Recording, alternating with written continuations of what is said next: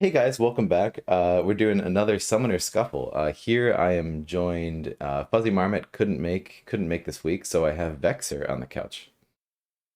Hello, everyone. So, yeah, this is Vexer. I'll be commenting the game today with your host, Ben. I'm very excited for this. So we have Voltoir versus Memorcf. And Voltoir, I think, also goes by Handsome Chad in Discord. You may know him, and I believe he's from Poland. Memor just told me to say Memor because I was struggling earlier. I believe they're originally from Mexico. Um, Yes. and So, yeah, Memorcf from Mexico and Voltoir from Poland. And an interesting piece about this matchup today is that both of them are playing in Division One this season, and they were actually playing the last game of the season, in which either of them could be like the winner of the division or the runner-up based on the result. has that concluded yet? I haven't been following closely enough. Yeah, they just concluded recently. Like they had really exciting games. Like I recommend everyone that enjoys like watching replays to take a look. They needed Memorph needed a 2-0 to be have the chance for the Rider first or second, and Voltoire needed just a 1-1 for that. So and that's what how they ended 1-1. I see. So we still got a chance. I guess you still have some games to finish, and then it's all Correct. Yeah, gotcha. like I'm still playing some close games there, so anything could happen. Yeah. Anything else that you know about either of these players, like anything they're known for or stuff you know from games you've played against them? Yeah, well, I get a chance to play against both of them this season. Didn't really learn anything in particular. Aside like, hey, they're solid players. I mean, it takes some skills to get to D1, and yeah, in both of our matches, we end up 1-1. Yeah, yeah. Good stuff. Well, let's go ahead and move on to the matchups. And we'll just start by chatting about the factions and how they work, and then hopefully talk about like how they're going to interact with each other. A lot to go over here. All right, should have it on screen now. So let's start with the Sand Goblins. So we're doing Sand Goblins versus Wayfarers. When I think about the Sand Goblins, the Sand Goblins get a lot of value sort of out of nowhere, out of these like they just come in with a bug biter and it does a little bit of damage and then it gets detonated and it does some more damage because it was equipped by a wrench rat. And then all those units are back into your hand with detonate. And you're putting these upgrades on a 10 health gate that if your opponent sinks a bunch of dice into, you just detonate it. So you're not giving your opponents good targets and you're sort of just chipping away at them all the while. And that's sort of like the overall strategy that I see for Sand Goblins, and I think all of the cards sort of fall into that. What would you say about Sand Goblins, Vexer? So that is one of the approaches that they have. But one of the things I like about that faction is like they have a lot of versatility in the strategy they can follow. They are also well equipped for a very aggressive type of approach, in which they use like burn hot on the riders. They use carry in cross, the one you're showing, that makes predicting like how far they can reach you really hard, especially when you add the thrust into the equation, right? As they can just align themselves with the summoning spots, even if they were not aligned, and then carry another unit, which then can burn hot. So you can think that you're safe because you're like completely on the other side of the board, and suddenly there's a rider right in front of your summoner. So they're able to do that also because of the Biter. Yeah, so Born Hot gives them a lot of range. The Biters are able to fly over, so that also gives you like those extra or final damages, or just allow you to keep chipping in to the into the opponent. And yeah, so that is one strategy which is always a gamble, right? Like it's one that it's not my preferred strategy unless it's a faction that really struggles with aggression. Hmm. Because you're going to be using a lot of cards for that, right? Like constantly using Burn Hot. You want to make sure that because you're losing a card immediately after just doing it for a +1, you want to make sure that the extra range is really giving you something more than just hitting a common unit. You want to make sure you're hitting the summoner, or you want to make sure that you're taking a key position like a front summoning spot on a gate to make it worthwhile, right? Like the extra card. So the other approach is the economic. Like they're built perfectly for that economic war, thanks to wrenches, which are able to hit and then disappear. Right? Like you're denying the opponent the magic at that moment, and you did your attack, and then now it's the burden of having to respond is now on the opponent, having to approach you and expose their units that way. And detonate, right, is the star of that approach. Between that and the super gate, which detonate most of the times you'll see it's used with the main gate, the 10 life gate, which is going to be getting like 3 to 6 cards. It's not uncommon placed on the bottom of it. This is between the upgrades, the turret, thrust, mortars, and then all the wrenches that you're shooting. Whenever possible, you're going to see them going into the main gate. And the reason is that the objective is to eventually detonate that, and you're getting 5 cards into your hand or something like that. At that point, you're able to discard whatever is not relevant anymore. For example, a mortar. In the advanced game, maybe it's not relevant, right? So after you detonate, you get the magic, and at that point you're able to have enough magic to start playing champions or things like that, whichever point the game is on. So that's one of the main benefits. The other one that is particular to sand goblins is that you'll see many of their creatures are structures. So that means that two things. One, well, you're able to just put them wherever on your three rows in the build phase. So it's harder for opponents to try to like destroy your gates, block your summoning gate spots, and just completely deny you being able to play your units. So you're able to use the build phase for that. And the other is if you're going against an opponent like a very aggressive deck that suddenly tries to rush you and surround you, cover your summoning spots, well, they can be the ones that find themselves surrounded, right? Suddenly there are some Rust Riders behind the summoner that got into your second row or right next to them. So those are what are some of the very specific things that not many factions have structures as units. Yeah, that's all really helpful. Just I feel like that is, yeah, just like everything about the different tools this faction has. I mean, and so what sort of game? I mean, we should move on to Wayfarers, but like briefly, like what sort of gameplay do you feel like that those tools tend to lead to? Like in my experience, I mean, you say there's an aggressive approach, but it usually tends to be kind of like a turtle. I'm going to just snipe at you and get little bites in. Or how would you describe like the approach that this leads to?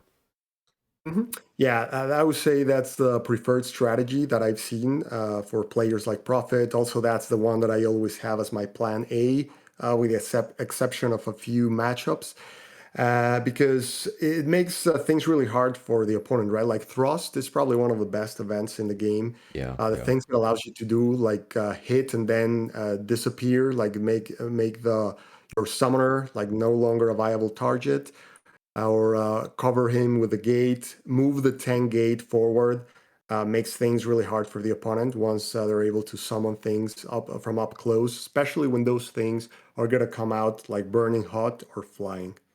Yeah. Yeah, absolutely. Well, let's get started with the Wayfarers. Maybe hopefully a little bit easier to talk about. I've I always think of the Wayfarers as like the introduction to the aggressive play style, or like for myself as someone who generally is more comfortable going econ, like Wayfarers, I feel like I just can kind of let loose. Like, it's just like all of my stuff wants me to just get into my enemy's back row, and I just pedal to the metal, go all the way there. So like starting with Celeste's ability, we get extra strength for each unit in our enemy's side. So in their 4 rows as opposed to our 4 rows. We have cards that we have Seek the Horizon, so if we actually get to the enemy's back row, we get a little econ boost by getting some cards back. And then all of the abilities on our units, like maybe, I don't all of our units, in my opinion, are just like top tier, really good abilities. We maybe before then we have a lot of stuff to give us like extra movement tricks. Like we have coordinate, it just gives us an extra move. We have slip by that lets our summoner like move diagonally during any phase. So that could be like in the attack phase, I shoot and then I slip by behind a gate or something, or it could be aggressively to grab your spots, and then um all of the units I can leave you to talk about, but they just lots of just crazy movement abilities to get in there. Just a lot of fun to play around with. Yeah, yeah, definitely. Like this faction is, you could say, more straightforward from the perspective that you know that you need to try to be aggressive. It's not always like you can always do it immediately because it has a big dependency of having early gates to be able to mount like a viable offensive that is not only coming from the center, but also coming from at least one side. Otherwise, it's really hard to keep up the pressure and being able to go in through the center, as they start like their starting gate, I believe, is on the second row, and yeah, like it's built in. The design of this faction is the faction like with the highest reach of any other, and it's all built in to be playing on the opponent's side of the table. So if you're not doing that, then all of the cards really kind of like lose a little bit of their value. We Yeah. can see here, I think with the Wayfarers, you'll see some of the like biggest assassination turns. I think are probably from Wayfarers, right? Like they can kill a summoner in a single turn. The turns with coordinate, which give all of your units that are in contact with another one +1, and they give them the extra reach. They can do some plays that are really hard to predict, especially when you add sleep by with it, which for oh, it's right below. Yeah, so sleep by, which allows Celeste to be able to between coordinate and sleep by, like it can be on the completely opposite side of the field in a single turn. Makes it really hard to predict like what they can potentially do unless you're really familiar with all these events. It also has a plan for the econ game, the economic game with Horizon. So it's not only like looking for the assassination. It's really just putting pressure, trying to make sure that the game is being played on the opponent's side. Many times, Celeste, you're not even going to expose them, like send her to the opponent's side. As long as there are a few creatures there, having her on your side, shooting 5 or 6, it can really hit hard, right? Like you can be taking their 2 magic units out with a single attack, but you have to be wary of this, right? Because they can just attack her back. The only way to attack without risk is really in combination with the dancers that take a forward position, bring the common unit back, and then Celeste can shoot them to finish them off. Or with slip by, which you only have a couple of them. So many times the slip by it's going to try to be used for that assassination shot to the summoner. Other than that, you'll see they have a very interesting unit, the Rogue, which is able to attack diagonally. This is really useful when you're trying to do the assassination turn in which you attack like 3 attacks to the other summoner, but there are only 1 or 2 flanks open. This allows you to attack through the same flank with one of them or to attack the summoner when they are behind gates. So many times they just build like a fort of gates, but if unless they're in a horizontal line, this guy can get in. Other than that, the Voyager is also meant to be able to suddenly jump all the way through the other to the other side of the table in a single turn by transporting himself with that ability.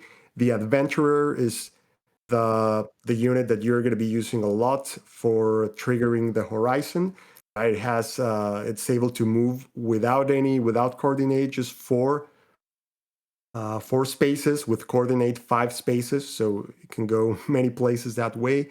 And then Waypoint can be used when you go for those assassination shots just to cover Celeste on one side, or to be used as an exit path for Celeste to go back, or to leave it up top when you just go all in to be ready. Like once they kill the units, you still have the Waypoint there to keep the pressure. So has a lot of options. And well, Baldo, the champion, is one of the best champions. We'll probably see it during the game, and we can chat more about it at that point. Yeah, yeah, and we should get started, but I just want to add like just how satisfying this faction is to play, and specifically just how satisfying like these units are. Something about these commons, like the adventurer, like being able to use embark at any point during your turn. You attack, and then I use embark to steal the gate spot. Or dancers, they you have a unit in your forward gate spot, and now I'm sitting there. And voyagers can just get where I want, and and then I'm able to steal a gate spot with it, or I'm able to steal a gate spot by placing a waypoint after I've done the Voyager. Um, I guess it is showing that I find it very satisfying to steal gate spots. But this faction is so good at that, and it's so satisfying just using all of these tools and these abilities on these units.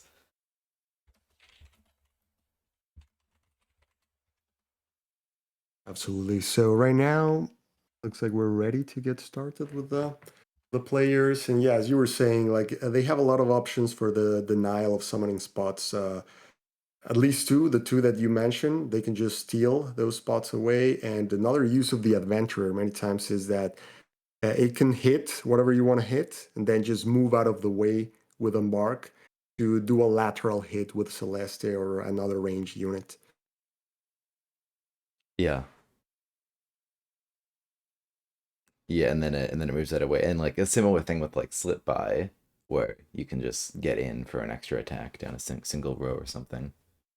Hmm. And there we go. I see the game link. Perfect.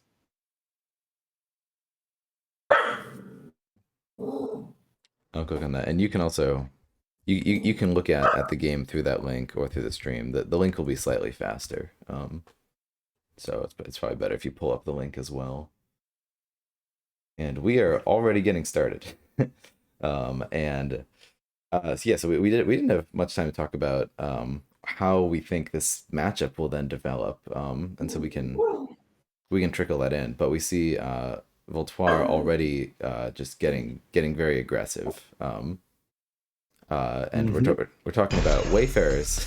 Wayfarers should be the ones being aggressive here, but sometimes what I found in Summoner Wars is the best defense is a good offense. Like you're just if you put the pressure on Wayfarers, then they're not able to put the pressure on you. Exactly. Yeah, that's one of the ways to deal with them. Pretty much, if you're able to keep the game on their side, they're gonna have a hard time, right? Like because if all those exchanges start happening on that side, like they won't really be able to gain the benefits of the like 5/6 attack Celeste. So we can see that he went with a mortar. He's already um, enhancing that rider and trying to be aggressive, like hurting Celeste. That's another approach. Like if you're able to get her down to like 5/6 fast, like they won't be able to use them until use her properly until they go for that assassination turn. Yeah. Yeah, and so using a mortar like that, like it's not super efficient as far as like value. Like we're gonna lose this, the rider's gonna die. The mortar, we just lost a card. But I'm guessing that Voltamar feels that against Celeste, you don't need to be as worried about the value game as you do about not getting overwhelmed right at the get-go.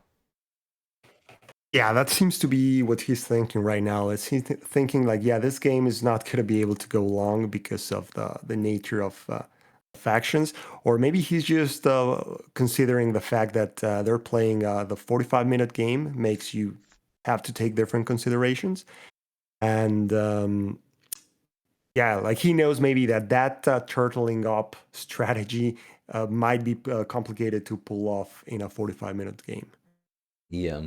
Also, I mean, would you ever see yourself trying to turtle up against Celeste? Like, I'd be pretty afraid to just invite her over to my side.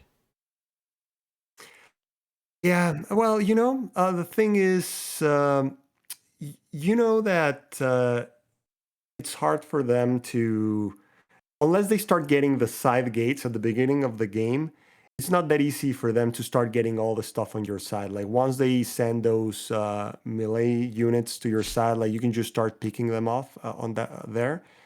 So I wouldn't really rush in this way if I had like a game that is not Interesting. like a 45-minute game, especially the mortar, as you say, that was an interesting decision, like just burning a card.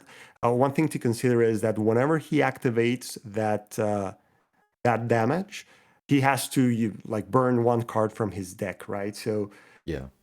you can run out of a deck really fast, but you want to make sure that you get like a decent amount of value out of it. In this case, I think he got 2 damage on that one. Let's see what he's. So right now, yeah, he's gonna like Memo. He's gonna try to like get rid of that rider, right? Because that way you get rid of that equipment, and you deny him the possibility of being able And to there we go. return it and within that turn. And look at that, with only 2, so he'll be able to take the biter too. That's huge. Yeah. There was a free kill on that Voyager or something.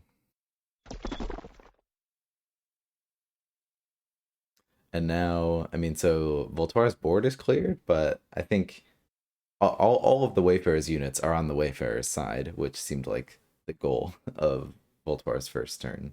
I think he's Yeah. still happy with that. And one thing with the Wayfarers is that a lot of their units, with the exception of the Dancer, are pretty weak from the health perspective, right? Like they're easy to be picked off. Yeah. So right now we can see Voltoir. This is one of the keys for Sand Goblins. Let's see, he's going after the Dancer. Seems like he'll have to leave Krusk exposed. But he's getting that gate going on. Is that they really want to get as early as possible the thrust on the gate, right? Because that's what enables a lot of those attacks which you cannot respond into as that 10 gate moves into block, or like getting all those turret shots from it. So he was able to get the upgrade soon, which is exactly what Sand Goblin wants. Yeah.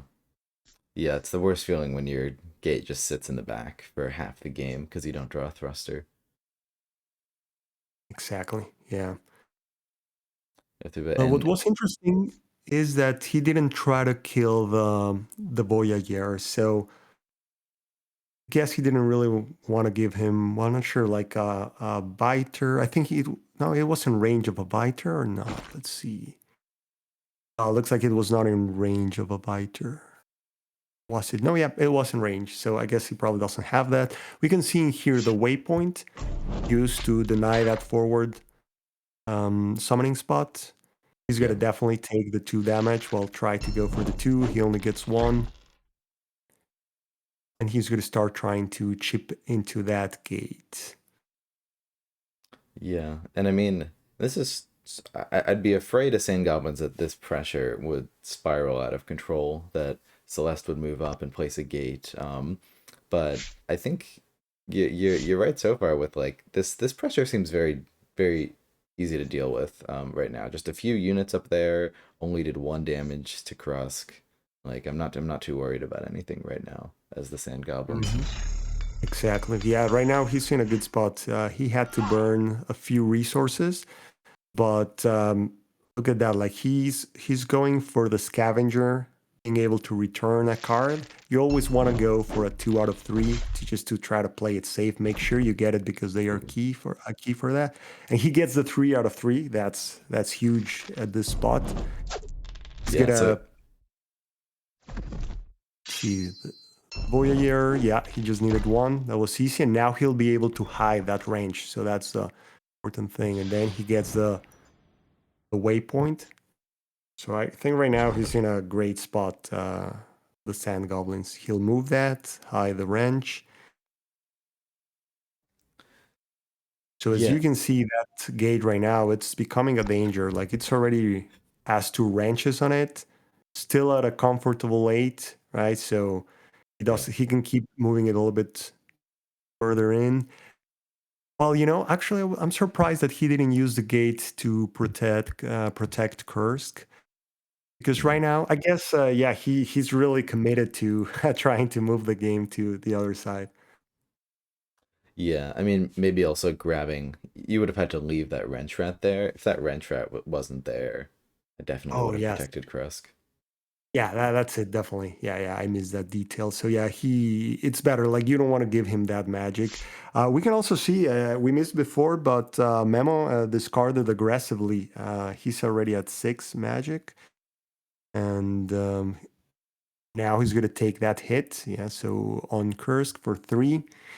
Usually, as Kursk only has 10 lives, so the approach that I see very often is like you want to hit him whenever you have a chance for a decent shot like this. Especially because many times they don't leave you that many targets. The other thing is we'll see he has to kill the scavenger. That's a must kill unit. Every time you see it down, I mean, it takes priority over hitting Kursk in this situation, I would say, as he's on 9. Yeah, You cannot leave those guys around getting another scrap. I think the scavengers are probably one of the best units overall. yeah, They're yeah. kind of one of the key units for sand goblins for sure. So you always want to make sure that they only get at most 1 activation from it. So he had the 2 adventurers to try to go after both of them. Yeah, which seems good. And getting the attack on the gate too. I mean, like once the 10 health gate is down to even like 6 health, like at some point Sand Goblins player starts to get worried and the more anxious they are, like you can a lot of people will detonate it even at like 6 health if you have the right setup where it looks like you can attack them next turn.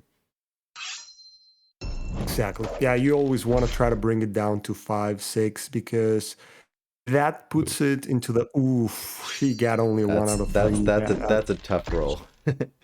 yeah, And that's and gonna that's be And if that scavenger goes 3 on 3, it's another card. Yeah, the scavengers are always number one targets. yeah. Only And one he damage on went the with gate. like 3 shot at it, right? Which gets like 87% chances or something like that. So he just got like a really bad roll there. Yeah, yeah, and that's tough in early. Yeah, yeah, that's gonna hurt him, especially as he used an adventurer, which they are not cheap. Like that's the thing with them. Like they are usually like a one shot type of thing. Like they get their shot and then it's hard for them to survive with only 3 life. Yeah, So yeah, this was a painful turn. He didn't get a single magic out of those exchanges, and now the scavenger. He might not even need the 3 out of 3, right? Like there's the turret right there, which could get like 1 damage out of the adventurer. And we'll see what else he summons. If he has a range, he could also go for that. yeah, yeah, Yeah. And then that gate, like, yeah, as we were saying, as long as you get it into like a 5, 6 range, it puts him into the possibility of killing it in like bringing it down in a single turn, like just focusing all your attacks on it, which makes you lose all those cards, right? So imagine like that one, if he gets it, those are 6 cards that they are losing.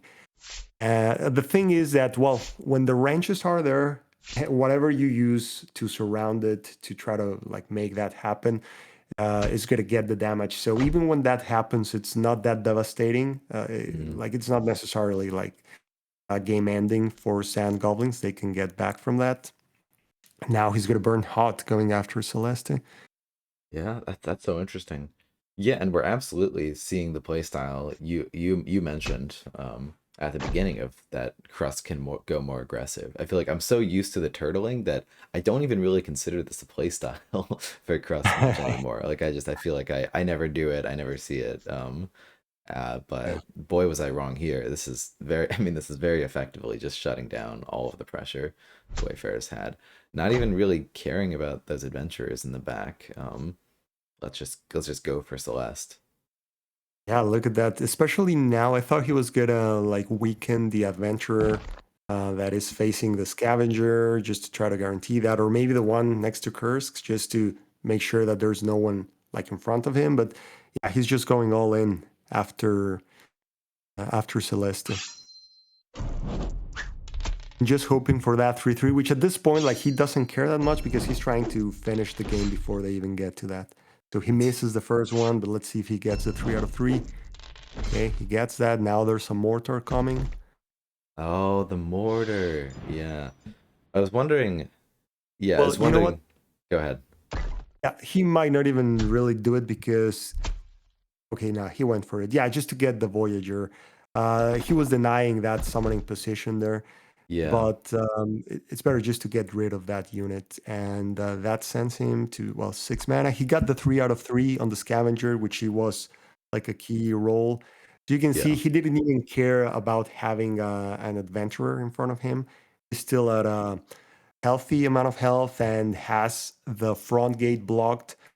No other gate positions for Wayfarers, which might be like the key thing that pretty much denies him a good chance to respond. Yeah. I feel like I would go ahead and say that I don't think I would do that play. I feel like I would value occupying that summoning spot more than um keeping that adventure or keeping that Voyager dead, or like maybe we rolled a one dice on Celeste there. I feel like I want to get damage on Celeste, and I guess the mortar does that too, but I just I would have rather to like roll the one dice from the biter on the Voyager just to finish it off, because I don't know, keeping Celeste down to like only being able to summon units on the right side, it just makes her plays really awkward. Yes, exactly. That's what I was thinking when I saw that play. And didn't notice the turret shot. Did he try that on He Celeste, or did he try uh to kill I Voyager? think he it was the first thing tried it on the Voyager, is that right? Yeah. Well, yeah, I think it was the very first thing that so they tried to get it on the Voyager but Oh missed yeah, it. yeah, the structure, yes. So he wanted to, yeah, because he's good on magic, so he didn't really like require the kill. So yeah, I would have maybe kept it there just to try to slow him down because right now with only a single gate and only that back position, which doesn't really do you that much good, he would only be left with the right position to get like a unit which was gonna like get busy this turn. Yeah. Yeah, and maybe something else we haven't talked about is the Sand Goblins champions. Can be really insane, and the two of the best ones cost 5, and then 6 can like put you at scavenger range. So 6 seems like maybe a best spot for Sand Goblins to be sitting at. Oh, and I need to find a way to like click on Uncle Sparks here, but Uncle Sparks and Silts can just really pop off here. I'll just show them briefly. Like Uncle Sparks is a lot of about that turtling build to slowly be reclaiming your stuff, and then to be reclaiming events. And then Silt is like almost like the best assassination champion for only 5. It can swap places with any unit, including an enemy summoner, and being able to carry that with Krusk as well can just get Silts to some crazy places that she never should be, and just get you some kills. And so 5 Hmm. magic, I could definitely like Silts.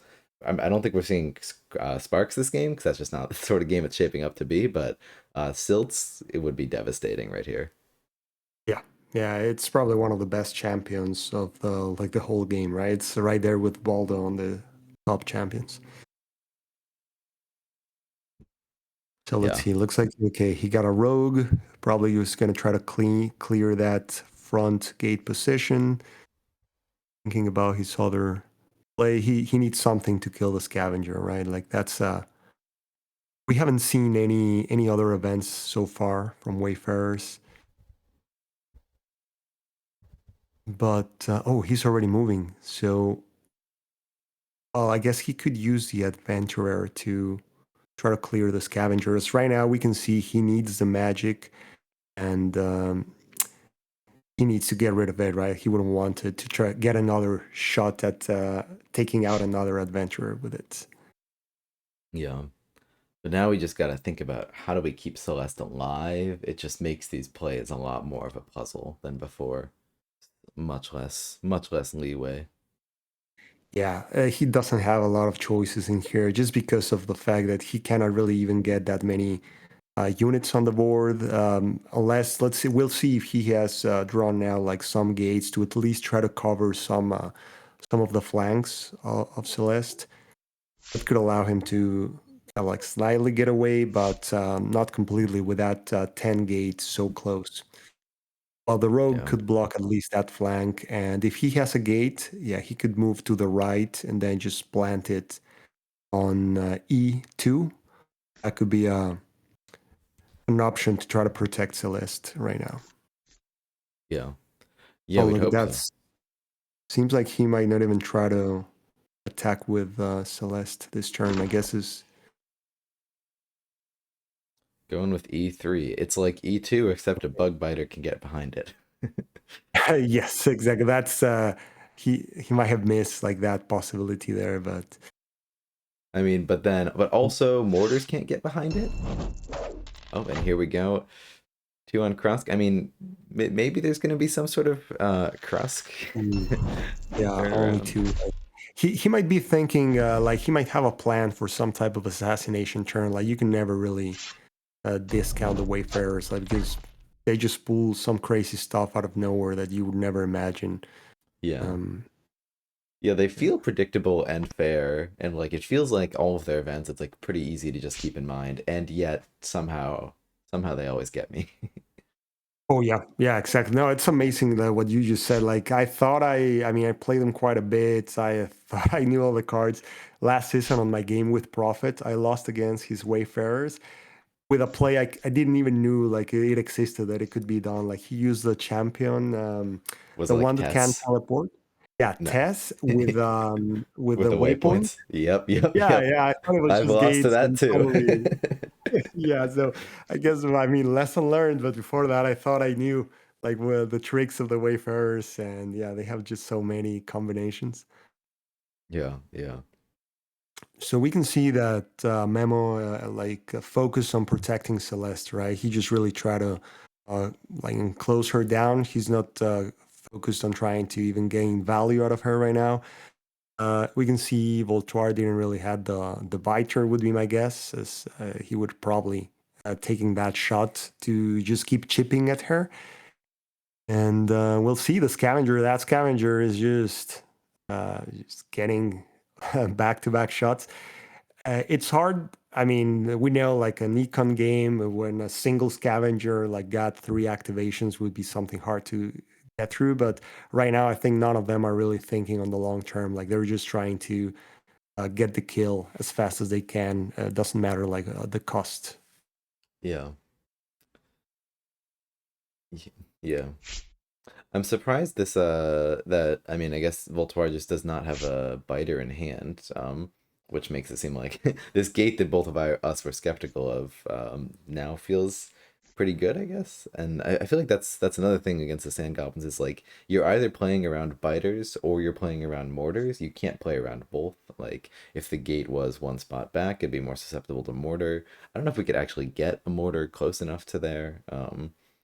But somehow this gate seems to be paying Yeah. off. I guess maybe taking that risk of hopefully they don't have a biter, and then this is a better gate. Yeah, right now there's so many sites that can reach him through. And by the way, okay, no, he got the scavenger. Yeah, I was for a moment thinking what happened to the scavenger, but the Viter got a new one. The Viter he didn't go after Celeste. He's just happy blocking those summoning spots, which is something you want to keep doing. As right now, oh, Yeah, he missed one there. yep, it happens. Okay, so he didn't even want to spend the attack there to try to go after the other two units. He gets the first one, Yeah, and he gets the second one, so still a lot of pressure on the Wayfarers. yeah, and this is this is aggression paying off. It's something I like about how aggression works in Summoner Wars is a lot of times when you do it right, like not only are you completely overrunning your opponent, but you're also like way ahead on econ because you've been trading much more efficiently and stuff like that. So like Krusk is it seems ahead both on board and in the economy. Um, maybe I don't know, but do you think you would agree with that? Maybe there'd be yeah, I don't know. Yeah, yeah. Once you're the aggressor, it means usually that you're blocking the front spots on the gates, right? So that means that they have to come through the sides to try to hit back at you, which means that they're in a like unfavorable position on the for the counter attack. So Yeah, at yeah, the end of that type of exchange, like you'll usually be coming on top on the econ. It's gonna be harder for them to get the kills. They'll be spending their moves just to try to like be able to get the hits. In the meantime, you can when you have that type of aggression, you can keep using those movements to retain those forward positions on the gates, or just keep moving all of the like the summoner to plant some forward gates, or the rest of the units. So, and that's one of the interesting things of the game, that even the factions which are more defensive type of style, when they go first and they get the right hand, like they can really all be aggressive, right? Like I wouldn't say there's any faction in which like it just never works. yeah, Sometimes, like if you get the right stuff and you start, it just opens you the door many times to start with an aggressive approach, even if you keep it at the midfield. But it doesn't really mean like every faction. Well, some factions have to just turtle back. So in here, Memo is thinking about a bit about this. I mean, there's so many angles with sand goblins and how they can hit you. He's probably having a hard time figure out how to still be able to get some efficient attacks.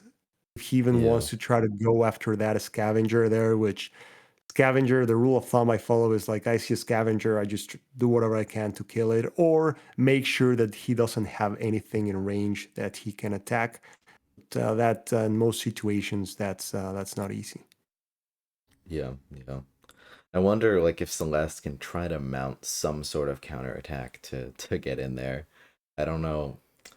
I don't know what it would be or how, but like you see so many things are like so close. Like an adventurer plus coordinate like almost gets to Krusk. Celeste can like almost can almost get to Krusk, but not quite, like with just like a little bit more movement from Gusto or something.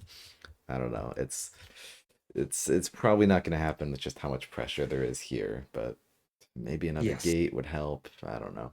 Maybe we can set Yeah, up something. he's exactly. He's missing like a few spaces to be in range of some of those plays. My guess is that that's what he's calculating right now, like trying to find a potential strategy for the assassination. But what makes it really hard is having those summon spots being blocked. And as you can see, the positioning of that scavenger there, like it's kind of like on purpose to make sure that right now Kursk is only at 5. That's something that with a coordinate turn, like even 2 attacks can do that. So he's going to start being very careful with Kursk. Right now, he's probably going to just try to build like a 3 lane, a 3 unit, like put something in between those gates. And as long as he keeps any pressure on the right side, it's going to be hard for Wayfarers to try to Yeah. get out Yeah. to hit him, right? Because one thing you always have to consider is the coordinate plus slip by with Celeste. So we might see that he starts repositioning Celeste slightly, like in the second or third row to make that viable. Yeah. Yeah. For sure. It's tough with Celeste being so low, but I feel like you got you got to go for something, and he probably has his sights on something, some sort of econ. I like the Yeah. I kind of what do you think about that gate? I mean, well, we'll wait for the attacks. Getting maybe we could get this 3-on-3 over here. There it's like Celeste, when she's attacking for 3, it's really not an impactful, like meaningful thing you're gonna get, especially when you're gonna be eating 3 afterward, right? Like he could just burn hot one more time or be right in her face. So Yeah. yeah, I get that approach. I mean, right now he's just in a tough position. Yeah. We don't really know his hand, but seems that he didn't really had any like dancer or something like that, which would have been like a good approach to at least get your 3 attacks. Would have acted in a certain way as a gate, the gate that would be trading with the rider and trying to stop that side. Yeah. And we only held one card in hand at the end of that turn. Um, which seems right. Like I feel like a Celeste, I'm desperately trying to build for something. And here, this feels like a nail in the coffin. Like with every single front spacing gate spot taken, like how am I ever gonna get out and get a foothold again? So, well, at least he missed that attack, but the mortar might finish them off. He would probably be happy to get rid of that rider that it has 1 life so that they don't get the magic, and then he just keeps the pressure on that side with that mega gate there. Still at a healthy amount of life. At this point in the game, I could say like it's a sure thing that he had a detonate, maybe even 2, as he just used it for the rider. For the So he's rider, probably not. that's weird to me. Well, I would explain like that he already has the 2 detonates in hand. He just wants to get rid of 1, right? Just to trade one of the detonates. At this point in the game, it's likely that he'll only need a single one for the mega gate. So you want to like just convert 1 detonate into a unit to keep the pressure. Yeah, but just like letting that spot exist, like letting Celeste now summon from that spot, just feels like so much. She can now put on so much more pressure than she could previously. I mean, it's still probably not going to be enough. It's still probably a Sans Goblins game, but like now, I don't know, like how many dice can you shoot at that 7 health gate? Maybe you can get to 7. I don't know, with just like any two commons that Celeste drops, like we could maybe take that out. Mhm. It's Yeah, letting us no, get to the other side. Yeah, go ahead. exactly. You're totally right with that. By doing that, he opened the possibility of the Mega Gate being taken out. As well, he has the Voyager, and he could have a coordinate turn. We haven't really seen any of those, so he might have 1 in hand, which might get enough damage on that gate. The question is, like at this point, how significant that would be. I mean, with all that, that's the issue with building those type of forts there. That once they just cover those positions, I mean, it's all on them, right? Like they're just gonna be chipping at them with no rush, and like summoning units on the inside that are kind of like useless, right? You're just waiting to lose your gates before you can even use them. Yeah. So I like Celeste taking just every shot she can. Like this rogue, like that is a good position. Like that's a super good use of that rogue too. You can get attacks through this setup while your enemy can't. I'm a big fan of that. Exactly. Yes, yeah, that's a great position for him. I mean, that was, I guess, one of the advantages of going with the 3rd row for that gate, like having that rogue trying to, well, not allow him to be taking that front position on the 10 gate without any price. Yeah. Looks like we might not have the cards in hand to go at this 10 health gate. Oh, or maybe we do. I mean, and even if we do, it feels a little bit bad to like spend all 3 attacks to kill this 10 health gate that then, like you said, does 2 damage to all of our units that are around it. Meanwhile, we haven't done Mhm. any damage to Sand Goblins units. So yeah, Exactly. Yeah, it won't be that significant at this point. So looks like he's just going with yeah, single but attack. that 3 damage on that gate, I mean, that's relevant. Like at this point, I'm detonating that gate. Like there's no chance I'm leaving that gate at 4. Um, I gotta get it back. I gotta get all those cards back. So just having the threat of of getting that gate next turn is enough right here. Exactly. Yeah, like he's at least he achieved that, right? Like we know that gate now it's going to be detonated, and he won't get that much value out of it. Even he moves it to the front and gets the damage on the Voyager. Like that Voyager was going to die either way with any attack or with a turret. Yeah, yeah. So let's see. He goes for 2 riders. The rider is exactly what he needed just to keep that front gate pressure. Yeah, it's interesting that we're seeing so many riders because normally they seem like the weakest unit in the deck. Scavenger, reclaiming cards. That's good. I wonder, are we gonna see any sort of mortar or something here? Is the gate gonna thrust? It is. And then, oh, but not trying to mortar the dancer. I mean, it's possible those last 7 cards are all really good and you don't want to lose any of them, but hey, mortaring the dancer would have been um damage He on. might go, well, let's see. He has still 11 cards. Let's see if he goes for that. My guess is he'll go for it, as right now he's just following that. Like every damage counts when you're following this approach with them. Yeah. Nope, holding it. Which I can understand.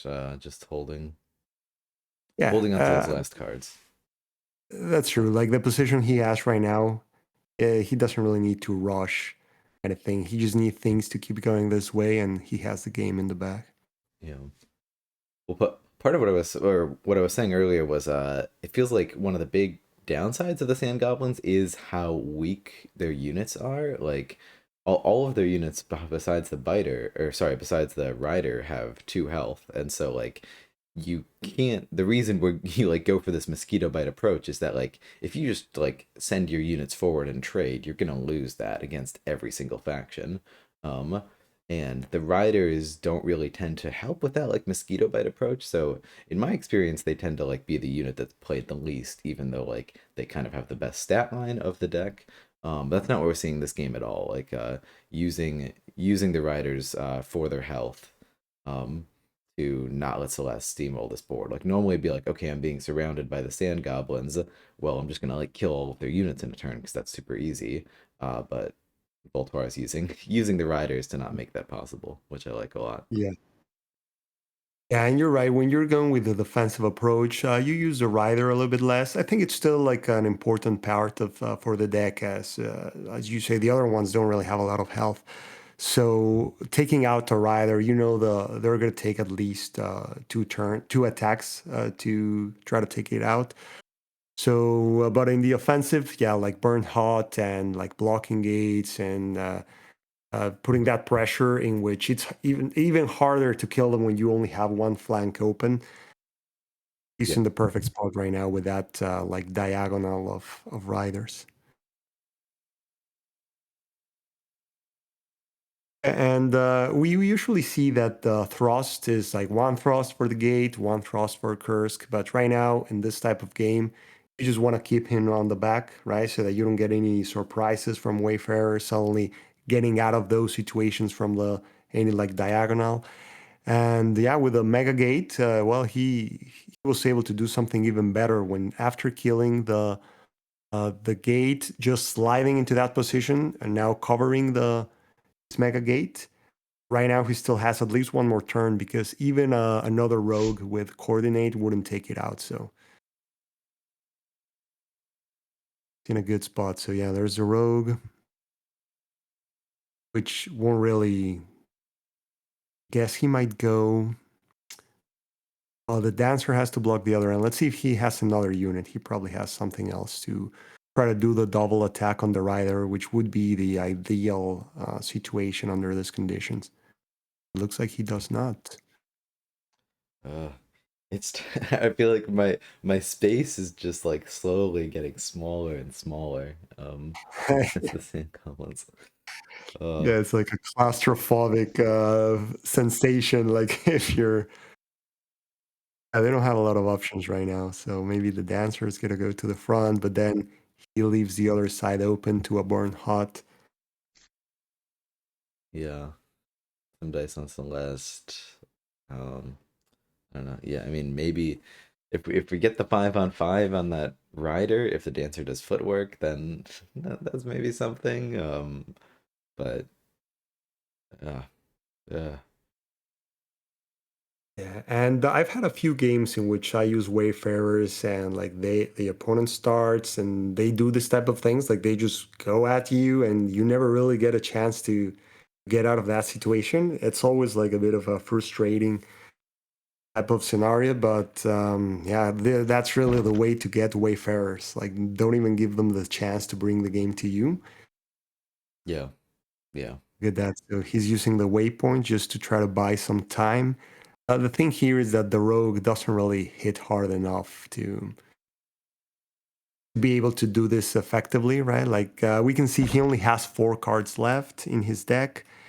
And yeah, the rider is just happy to be there, like taking out those two health units that you put in front of them. We got another gate though, and that gate is threat. That gate's really threatening. That gate, all sorts of stuff can come out of it. Let's see. Are we going to use the footwork and go for the greedy 5 out of 5? That if it misses, almost certainly results in a few less hit points on Celeste, Yeah. or occupying that gate or something. Something bad. Not going for it. Probably wise. Yeah, But no, it's now, hard to get those 505. Like the chances are probably like 20% or something like that or yeah, less. no, it'd be a shot in the dark. Sometimes you have to take those when you're feeling behind, but um, I see a new sort of plan, like something out of this gate. Like at the very least, Krusk now needs to divert some amount of resources to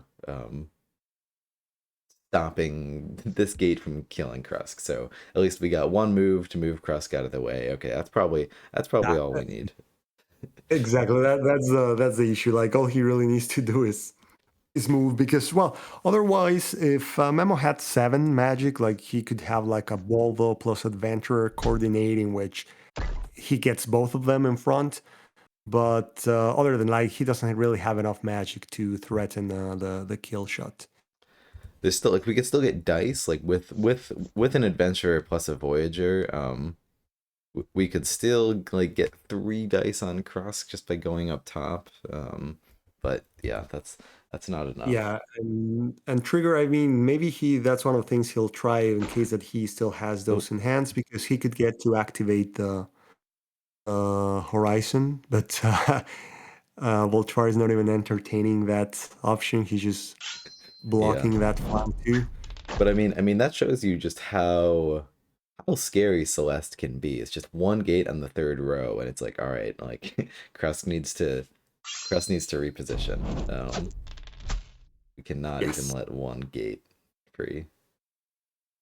Yeah, under like the usual gate conditions in which like you don't have everything blocked, it makes it really hard to navigate those scenarios with like side gates that can do something from the forward position, a Celeste that is on the second row or third row that could suddenly be next to your summoner with coordinate and slip by. That's usually what you have to deal with when playing against the Wayfarers. So let's see. So he just weakened the dancer, almost got the waypoint, but all he really needs to do is just keep this board state. I guess his mega gate is now could potentially be attacked, but at this point it might not really matter that much. We'll see if he moves it. I mean, at least it would take out like deal 2 of the damage to the scavenger and the rider. So a potential double attack on the gate and Celeste just cleaning up that biter at least or something like that would get you the kill on the rider and Yeah.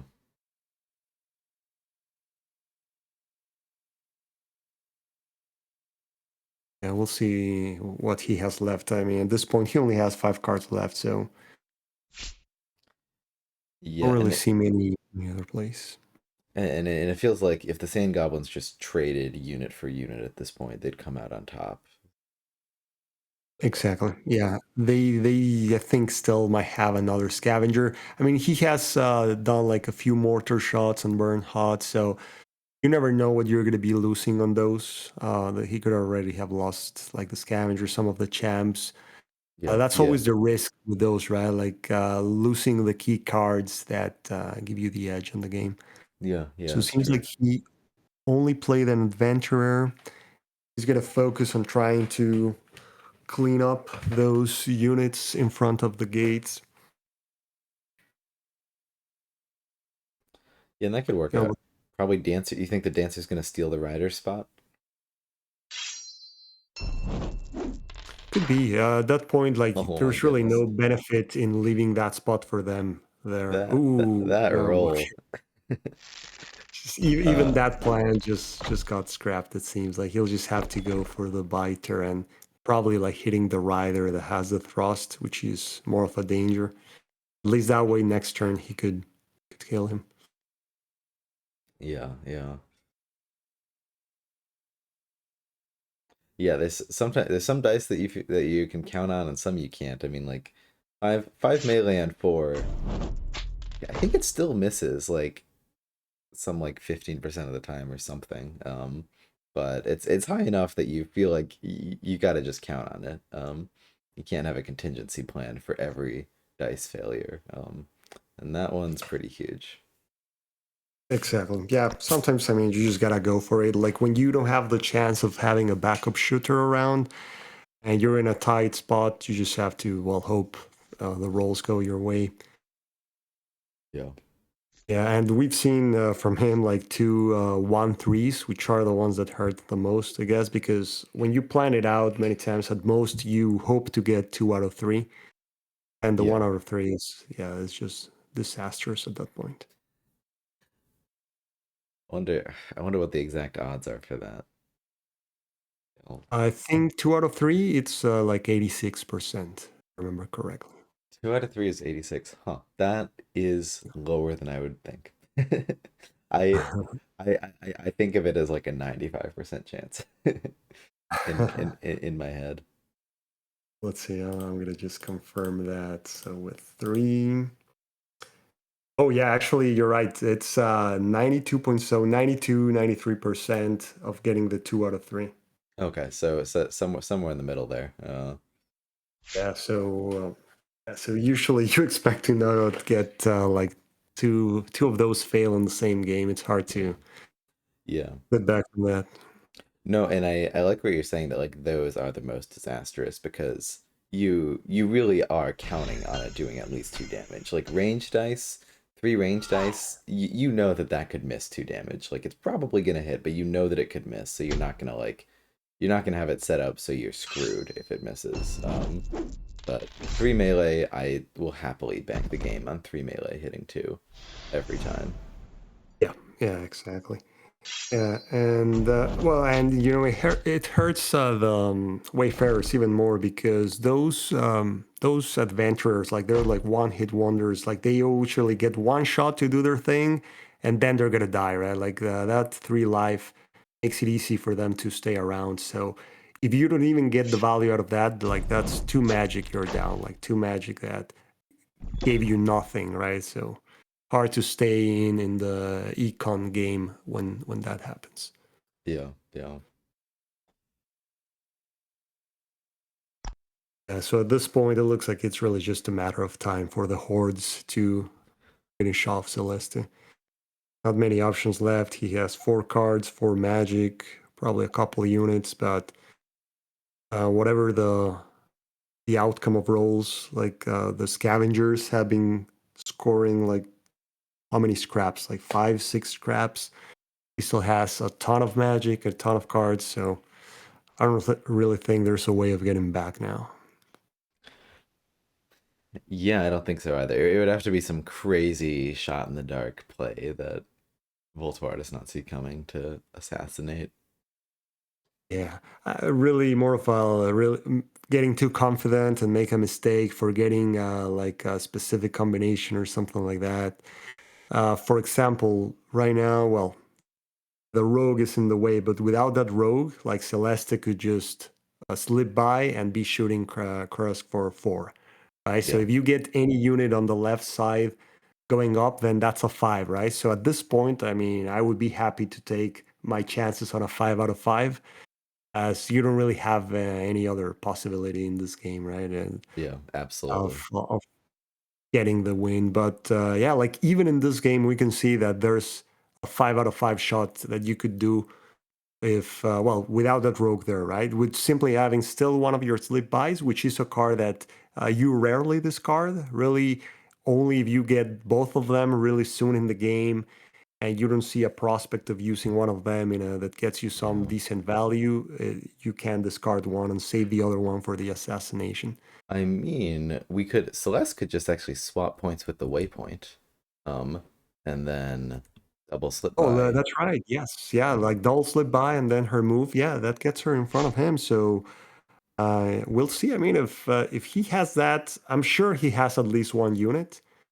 I would definitely take it because with the other unit on that side, let's see. yeah, Well, if maybe he doesn't have that. Like he could even go for a 6 shot if one of the units was a Voyager.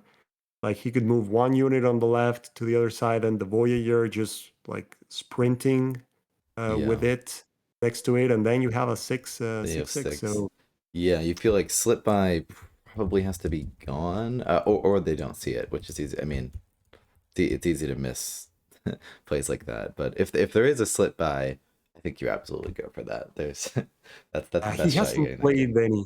Yeah, he didn't play any of those, so that's why I thought like, well, maybe at Yeah, least one should yeah. be around. But And maybe it's there and he missed it. It's easy to do. And that the fact that I mean we're both saying like this game is gone. There's no way. And then it was just a 6 out of 5. And all the only card it really took is like slip by to get 5 out of 5 and then a Voyager to increase it. exactly, yeah, like I would imagine that I've learned never to say it's over with the Wayfarers. I mean, Yeah, I yeah, still do it right now. We did it, and then immediately, as you say, like we saw that like 5 out of 6 for the win play, which wasn't really that hard to achieve, right? Just slip by in hand, and then you had it. We'll see now if Voltoir tries to account for that possibility and covers that area. My guess is he'll do. Many times, all you have to do against Wayfarers is just do horizontal lines. yeah, That's a exactly. nightmare for them to to deal with. Yeah, yeah. And there it is.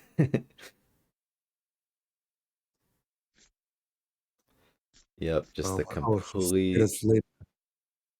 Yeah, he's gonna slip that there. no way are you getting through that. Yeah, no slipping by now. Whoop, and miss an attack there. Scavenger killed the rogue. Get a biter. So many cards. 8 magic. Gotta have a champion in there somewhere. Oh, we got the 0 for 0, but unfortunately, they've just Voltoir has utterly accounted for slip Oh, by. yes, exactly. Now the opening for slip by is gone. So Well, I mean, I say that. Well, no. I'm wondering I if there's guess a it could open up. like, is there any way to kill the scavenger and then like have Celeste slip into the scavenger? Ooh, he finished that off. Yeah, the mortar. He still had one card in the deck. And he uses it for that, which is say definitely good value. Actually, two of them, and one is left. He gets then the turret.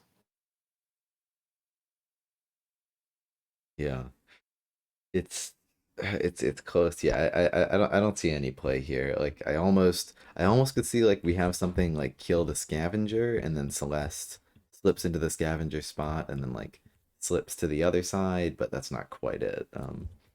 Yeah, exactly. He's missing that. Like he wouldn't be able to get a shot on Kursk. So now, right now, that window has closed. Yeah. But we'll see. I mean, all he needs is one like slide opening, and it could happen. Yeah, that's why I never wanna declare a game finished. Like there's some econ battles where it's like, okay, yeah, I might as well concede this because it's over and I'm not going to get an assassination. But so many factions these days have assassination potentials. Got the 2-on-2. Definitely needed that. Hopefully we can get another one here. Are we gonna even bother to footwork? Looks like we are. Yeah, to free up a spot. Let's see. Good, good. Oh yeah, and that way he could use the other shot of Celeste in case that he fails. So that way at least that scavenger should go away.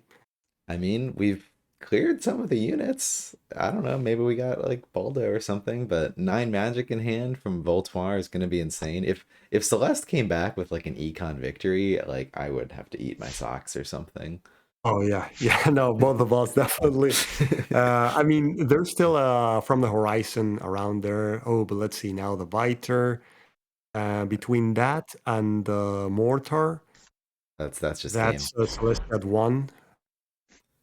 Yeah, and if Oh there no, is it's a good. Yeah, the wrenches. There they are. The wrenches are good. That's the game there. yeah, just on board with mortar, that's 3 damage. Exactly. Don't Yeah, he even need to doesn't even. attack. Yeah, he doesn't even need any attacks. He had the exact last card in the top of the deck for that.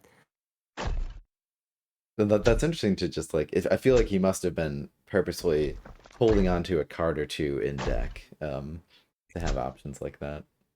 Yeah, to have that last shot. And, well, I guess that question about if he was good at footwork with that gate position there, maybe it wasn't ideal to do that, right? Because of the biter. And, Yeah, oh, look at that. He had the slip by. he had the slip by. Maybe. All right, I'm gonna do a bit of Because back seating and see whether or not yeah. he had it that turn. Oh, Maybe that's true. I think he's had like 5 cards for a long time. Maybe, well, I guess we'll ask them if he maybe missed that. I feel bad. Yeah, It's easy to it's easy to miss stuff. Like I am sure, especially no, in absolutely. a live setting. I don't mean to Yeah. throw any shade. Let's see. Did Especially we? because, well, it needed the waypoint move first. Like maybe he was thinking of, well, the rogue is in my way or something like that, Yeah, as I initially yeah, uh yeah. look at that board. Yeah, he It had 4. Oh, there it goes. Yeah. yeah, Oh, he had the. Oh, but it wasn't. Well, he could have gone for the 5/5 there. yeah. Because the other one had to be a Voyager, right, to do that. I think there was no way of getting both on the other side.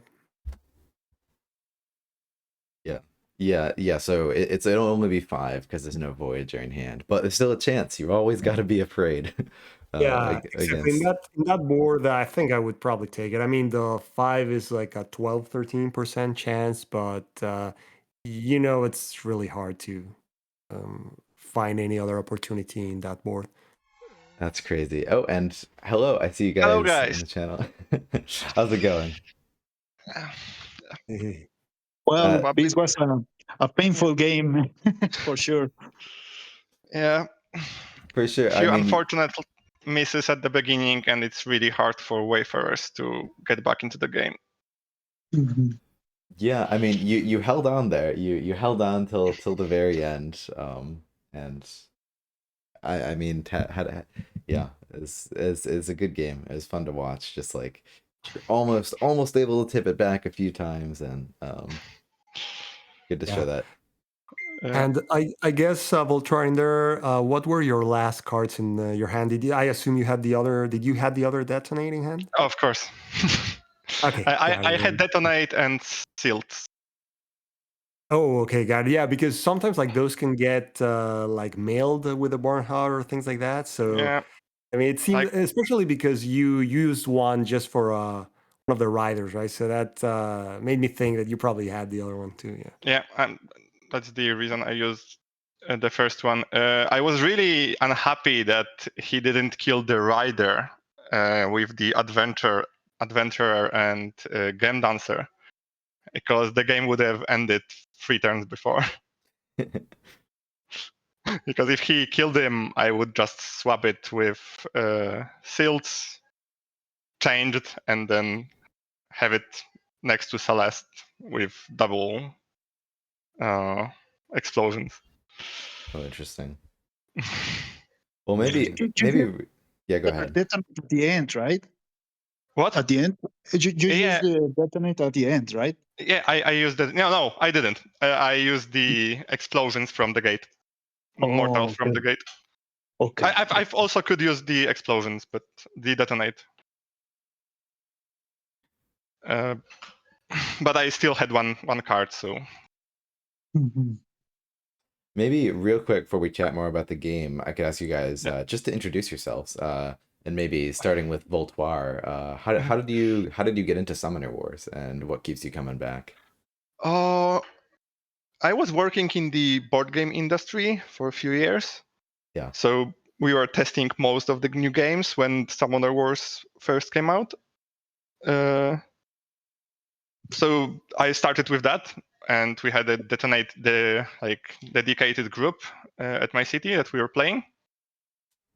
And after I ended my career in board games, I didn't play Summoner Wars for a few years, and then my friend sent me a link to online version, and like now it's my weekly game Yeah. entertainment. I think the second version is much better than the first one because mostly because of the less random attacks. So less dice, but more consistent damage. And the flavor of the decks are a little bit more my style. Yeah. I mostly like the combo-y, aggro, like weird playstyles decks. Yeah. So Shadow Elves, Sand Goblins, Tundra Orcs are my, I think, favorite three. Interesting. That's an interesting pairing. And then Memor, how about you? How do you get interested in the game, and what keeps you coming back? Yes. So I started playing like maybe it has been maybe like a year ago, and the thing here is I wanted to have I like 1 versus 1 games, so I wanted to buy a good game, right? The first one that I bought. Oh, okay, so I really love abstract strategy games like Santorini and Hive. So I wanted something like that, but with a little bit of random. So first I bought the War Chest game. I don't know if you know that game, but I do. yeah, I didn't like it Me at either. all. So so then I decided let's buy another game, and it was between Summoner Wars and there is a miniature game called Brawl. I don't remember the name, but it's a big white box miniature game. And then I decided let's start with Summoner Wars, and I really love that game because well the platform is very good. So that's why how I started playing Summoner Wars. But I haven't played the first season, the first edition, sorry, just the second edition. So I don't know about that one. Yeah, that's good But stuff. mhm. Any like But I favorite have heard that factions? this one is better because of the how the commons interact and everything. But Yeah. I don't know. Mhm. Yeah. Any like favorite play style, or like what keeps you coming back? Favorite factions? Uh, I love the theme because you know each faction has like its own theme and they are very different. It's hard to find games like strategy games with that difference between factions. Uh, I like I also like chess, but the problem with chess is that it's just a mirror game. So we have the same pieces, but in here we have different pieces. So, for example, my favorite abstract strategy games is Santorini, and Santorini has like those difference. It's not like a mirror match. You have like two different powers. So in here, the factions feel very different, and that's and it's a strategy. I mean, I started looking at the league. I just play the league sometimes in a few tournaments, but I just play in the league. And I saw that the first place was always the same people. So I said, okay, so this, even though it has random in the game, there is a lot of strategy here.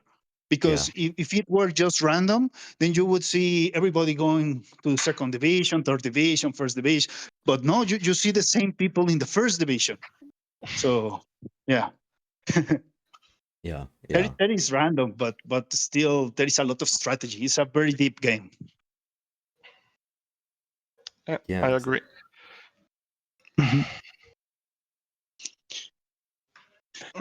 Yeah, and well, okay. Go ahead. Yeah, so talking about what I like that every 3 or so months they introduce new factions. I haven't played with the newest, with the Vampires and what's the Crimson Murder and the Vargats, but they look fun. I mean, I have read the cards, but I haven't played with those yet. So Yeah, for sure. They're fun. I'll spoil it for you. I've played a bit. They're fun. I've played quite a bit of Crimson Order, and they might be, for me at least, the strongest factions at the moment. Interesting. The strongest faction. Oh, really? You think it's gonna be like up there competing with Cloaks and Savannah Elves and all those? Yeah, I think they will definitely compete with the top ones. Maybe not the Cloaks and Savannah Elves, but definitely above there. And they are actually a really good counter for Savannah Elves. Interesting. Yeah, that makes sense. What about this game? What were you guys thinking as this game was unfolding? What were you what were you trying to do? What were the goals? Exactly. So what was your strategy like when you started, and how did that play out with what you thought about like what you were trying to do at first? I can start. I had a really good turn 1, even though I missed 1 damage to be the perfect one. And since then I knew I will just go on an offensive. I will just doesn't care about my card count and try to keep him on his side of the board. Because Celeste without her abilities not that great, because she is very open when she attacks. And if she only has 3 bows, she can't really one-tap riders, or even reliably two-tap them with 2 attacks. So I just, every single turn, I look at the position, I counted how many damage, how many units I can kill, and went with that. I also, on the second turn, I didn't draw any units I could play, so I baited a little bit with Krusk. So I wanted few damage on him to get few units for free.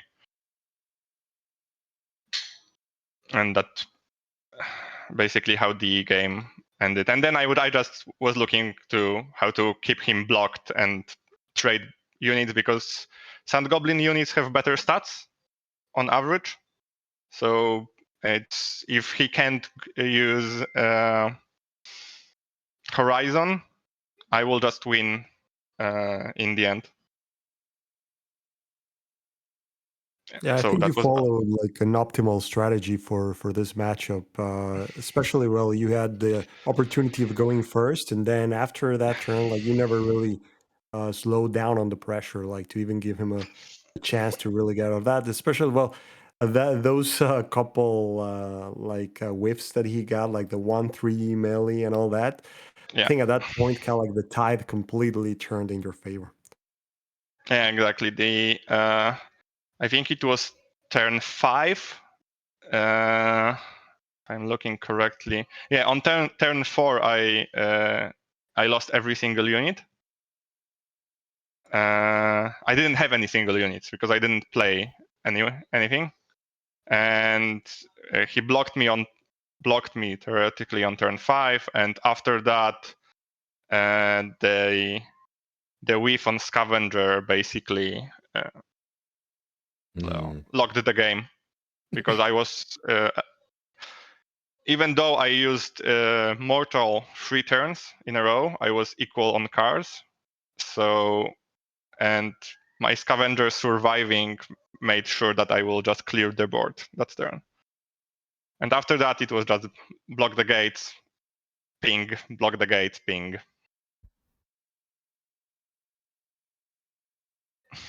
Yeah. It was really hard on the Wayfarer side, because I think you didn't draw gates at the beginning. Because with only the beginning gate, it's really hard to set up the kill turns. So I wasn't really worried about hiding Krusk behind gates or units. And I wasn't even worried that I left Adventurer near him to like deal him 5 damage, basically. Because from yeah. Sorry, go ahead.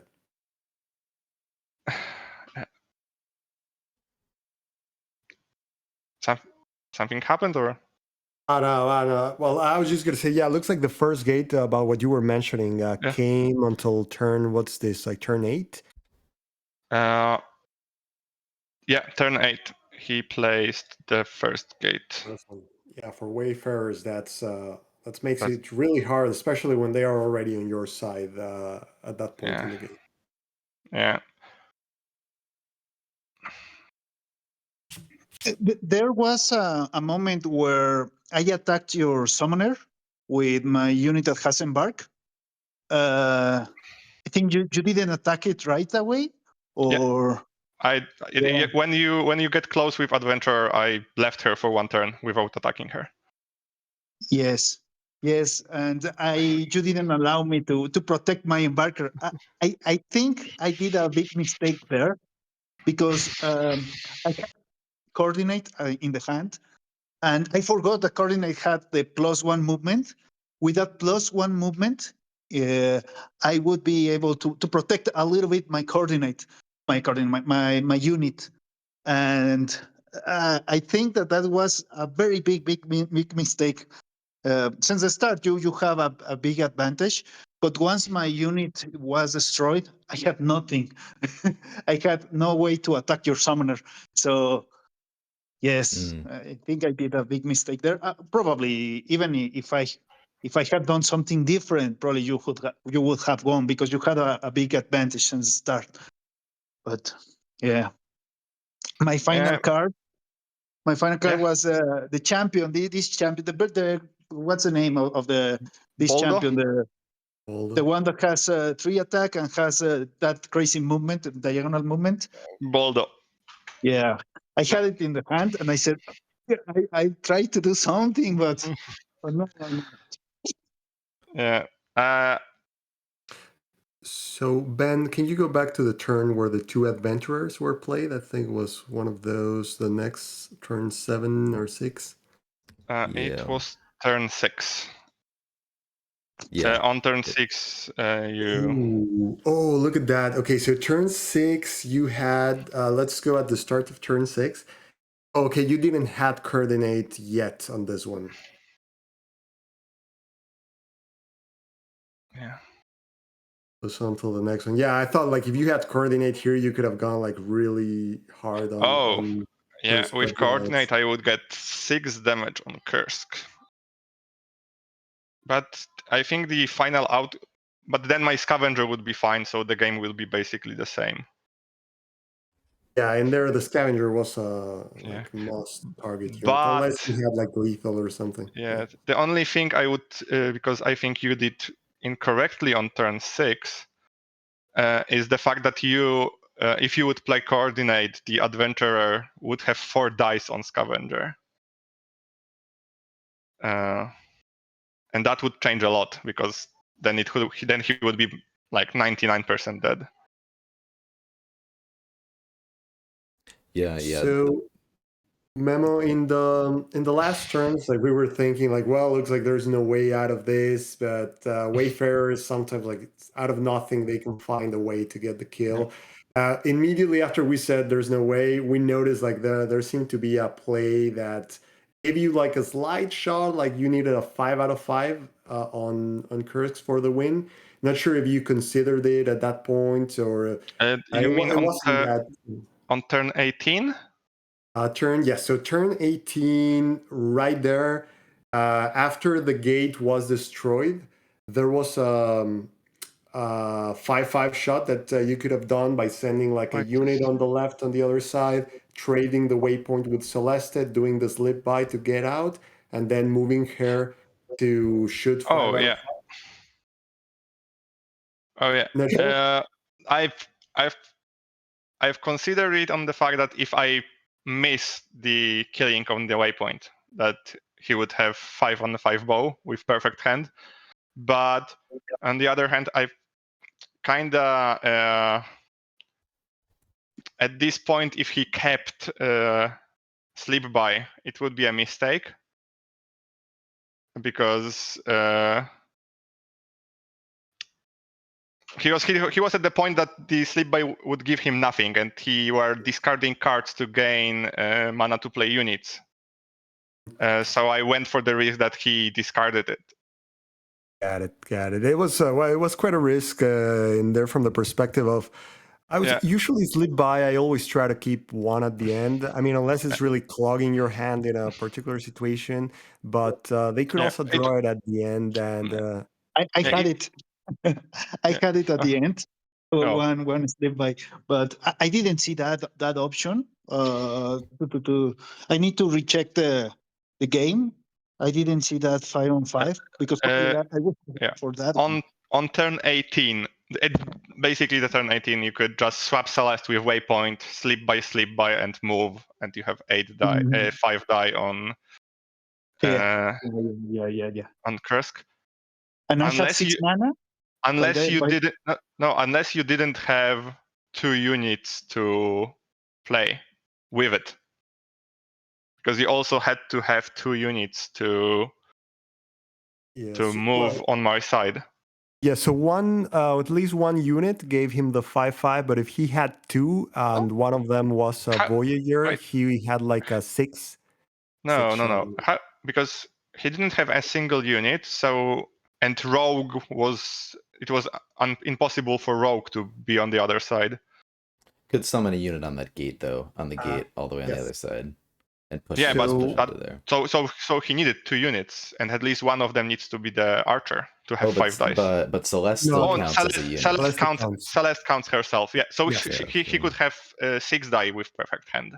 Exactly, yeah. So with the 2 units, with one of them Boyer, it was 6 dice. With only one, which it was a sure thing that he was going to have one. The other was not sure if if you were counting the number of adventurers. I think you had already seen the 4 of them, but if not, the adventurer could be one that opens the space, and then any other unit would have been the second one. Yeah. As I said, I saw that it was a mistake that I didn't play Wrench there. That's why I saw after I made the turn, because I had the Wrench in the hand. I could just play it in the front of Krusk. But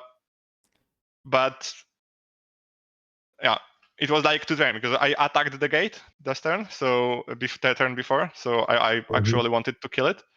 Yeah. And I was even considering using Mortal to kill it. But I think if I counted correctly, he didn't have any archers left in the deck. So I knew at the worst, with perfect hand, it would be 5 bows on Krusk. So I just didn't didn't really think of it as a threat. Yeah, I mean, even in a live game, 45 minutes, sometimes it's even hard to see all possibilities, right? Especially when one opens up specifically, if you fail the attack only in that situation. For me, it was a little bit easier on this game because I was blocking almost every single entry point for the entire game. Yeah, and exactly the only moment that he could even send a single unit was that turn 18. Yeah. Well, I like that there is that moment, or like that gives me Yeah, hope for like games when it's like, oh, it's just not in my favor. What can I do? Like I like Yeah. that there's still an opening, and Celeste is so good at being able to find an yeah. opening. I I was like to see that. actually I was actually really worried about this matchup because it's one of the worst matchups for Sand Goblins, in my opinion, Interesting. because they rely a little bit on Curse mobile ability on some matchups. And in this one, you basically need to hide him from the beginning of the game, because Wayfarers are the easiest faction to deal like poke damage, because with Archer's coordinate, it's basically impossible to hide anywhere on the map, especially on the first turns. And having 10 HP versus a faction that can basically move 7 spaces with their summoner and 5 spaces with adventurers and even more with archers, it's really hard matchup to figure out a way to be safe. But the matchup went the way that it wasn't really an issue that I was hoping for. That it's the only thing. It's the only reason I went hyper aggressive, and actually, it's the one of 2 factions I go aggressive with Sand Goblins. It's Interesting. Wayfarers and the other goblins. Cave Goblins. Yeah, that makes Yeah. sense. Mamor, maybe I could ask you about how how you're feeling in the second half of the game, or like when things are not going your way. Like what is your plan? What are you trying to do? And like what advice would you have for people that find themselves in a similar situation? Yeah. So, well, I felt like, oh, I am doing very bad, and this game is being streamed. So that was my worry. But what I was trying to do was, well, survive. But I was taking a look at the material all the time. Like I had 4 cards, he has 6 cards. I need to be careful. Maybe I shouldn't discard this other card. I was all the time looking at that. Uh, and yeah, that's why I didn't discard my sleep by also, because I wanted to just keep it just in case that to have like I wasn't worried about having no mana, but more about the material. I Oh, don't know if that makes sense, but and by the way, I think the best turn to turn the game around was turn 16, actually, because there is a play there that I lose almost everything that I was really worried about. Because if you go back to turn 16, if you kill my gate and deal 2 damage to the rider, I lose almost all my material that I was ahead. Mhm. Mhm. Yeah. And Yeah, I was let's worrying see. that you will summon adventurer and the archer and kill the gate, Mhm. third attack on the rider, leave the biter because he's basically non-threat. Mhm. And I would lose scavenger, rider, and my stacked gate. That was my end game condition to win. Yeah, that And is then the you could play on the long term with the gate on the side. You could probably send there for the horizon. For the horizon, On yes. yeah, that, Mhm. after I made my 15 turn, I just noticed that I shouldn't move the gate right at the end. I should just block the gate with scavenger, and doesn't it would matter less for me to lose the scavenger to rogue than to lose the gate. Mm. And yeah, that, actually, it's the same turn that you attacked the rider and missed. And if you didn't, I would just play slits and block your Celeste. Mhm. So Yeah, yeah, that game was. It had a lot of it had a few moments that I was like, oh, I actually I was really ahead, and I was, oh yeah, if he has perfect hand or have really good roles there. I can still lose. Yeah, for Yeah, Yeah, sure. it seems waiting that for something like that. I was waiting for something like that because, as you mentioned, the Wayfarers are very good at doing some movements that would kill you, right? Like to assassinate the summoner. So, but I wasn't able to get that option. At least I didn't find a way to get that. Well, and so Yeah, it's you're saying you have eyes for the economy. You were saying for the material, Memor. Were you more Yes. concerned with like trading? Yeah, with trading units and hoping to come at the end of the game on top with some sort of economy, or were you just like, okay, at this point, I need to find a way to assassinate Krusk? Like, what was going through your head at this point?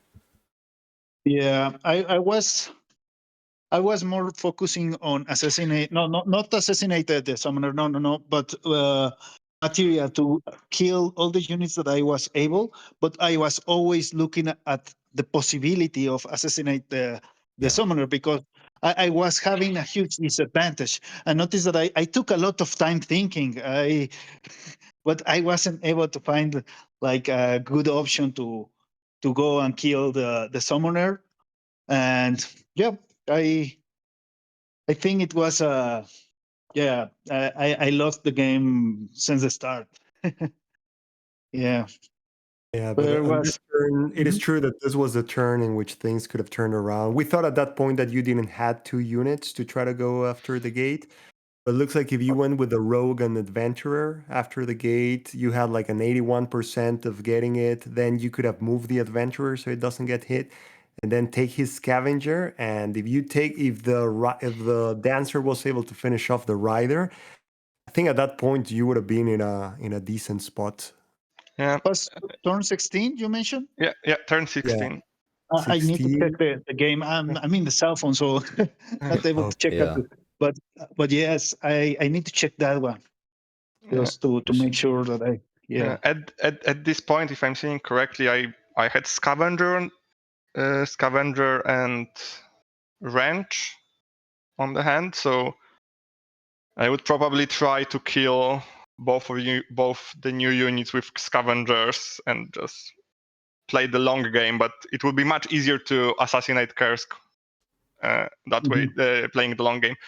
Yeah, Yeah. but Well, it wasn't really easy to spot because the wrench is on the gate and if the killing my gate would not work out, you would be basically losing the game on the spot because you would use all your units. mhm.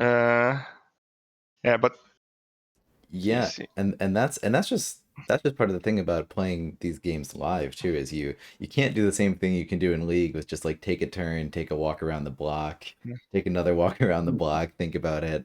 You got to just go with something like I know so many of the plays here. It's just like I could not think of them, and like with the benefit of retrospect, I mean when I see that 10 health, when I see that gate, and I'm like, oh, like if I try to kill that, it's just gonna like do 2 damage to all of my units. It's not gonna work, and maybe and now in retrospect to be like, oh, okay, I could see how that could maybe be aligned to win. But I like how just the dynamics of everything is different in live play when you need to find a line, and you need to find it quick. Yeah, it's definitely harder for the factions that have a creative way of playing to play on the live, because like for the factions like I don't know the ones I'm not really playing. High elves, for example. High elves, I think. Well, at least I think a Yeah. lot with that Yeah. faction. I think factions like Vanguard or even the Phoenix Elves. Oh, Phoenix Elves have the beasts that can be summoned anywhere, so they have some combos on them. But the honest factions are easier to play on time constraints. Yeah. For me, actually, the hardest faction to play on time constraints is High Elves, Yes. especially against High Elves, because they can always move your units or teleport them. So when you're on the spot that you have you're low health, it's almost impossible on like 5 minutes to find like the best spot to hide your summoner. Like Yeah. in the last league matches that we were playing, because we recently finished our league match.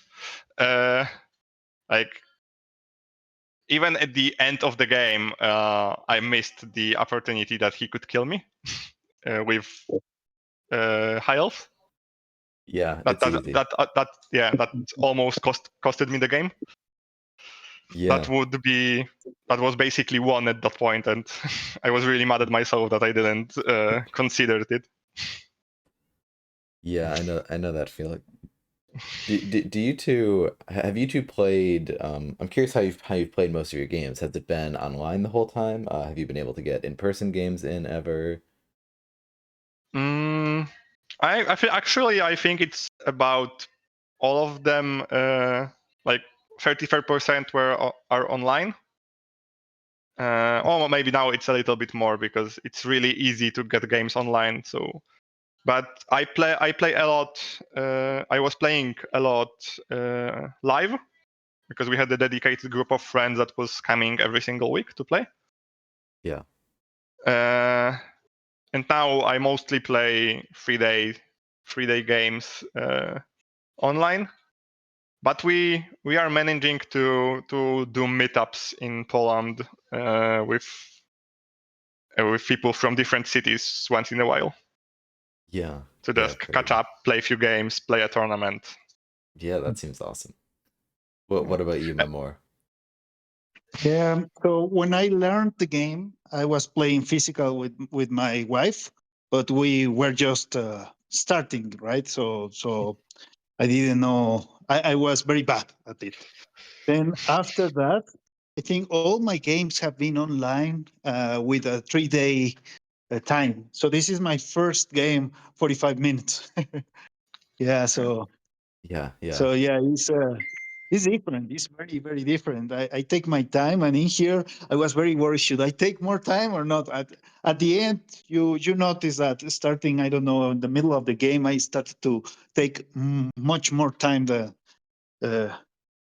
well, a lot more time that you. Yeah. But mhm. Yeah, well, I So appreciate you being willing to do this with so much with not doing it before. Like we're all here, we just want to play a game and have fun and chat about it. We're hoping to be less high stakes than everything else in the scene right now. Yeah. yeah, it's good. It's good. It's really good. Are Yeah, you good. guys playing at the current tournament? The deck building one. I'm in it. I Anyone else? no. Yeah, Memor, what were you gonna say? I played it, and I have like it's really weird to be to the factions that are strong in this. Like I didn't have much experience with deck building because it was a little bit like for me, I prefer the low power level decks against each other. Mhm. And I don't really like dying on turn 2. Yeah. And I went with I think the most absurd deck on the tournament. So I went with Tundra Orcs Blob. I saw that. Yeah, there's a lot of a lot of crazy stuff going on. Memor and Vexer, you have any experience with deck building? No, so far I've stayed away from deck building. It seems I've seen a couple of the replays of the tournaments, and yeah, they seem too much of a grind. Like, and just with all the a lot more possibilities to analyze, super long games. And I also, just like what Voltoir mentioned, I like it more when it's like a more low power balance. Like they have some good things, bad things that you have to account for. I've just really stick with the base games. How about you, Memo? Yeah. So I was I am not in this tournament, but I was in one tournament. CV, what's the name of these tournaments? Cause with Yeah, the C, CBCB. what? Yes, yes. I went inside one of those tournaments with custom, and yeah, I won that one. so Did you? I didn't yes, even know. as well. But yeah, let me check what was it the tournament that I. Which Yeah, deck, which faction did you use on that one? yeah. Uh, I fungal dwarfs. Oh, I also, Ugh. but I think because I think it's kind of I feel that it's not very well balanced. I think fungal dwarfs are very strong faction. Also, at the time, the tundra orcs were very strong as well, and there were the cloaks, very versatile faction.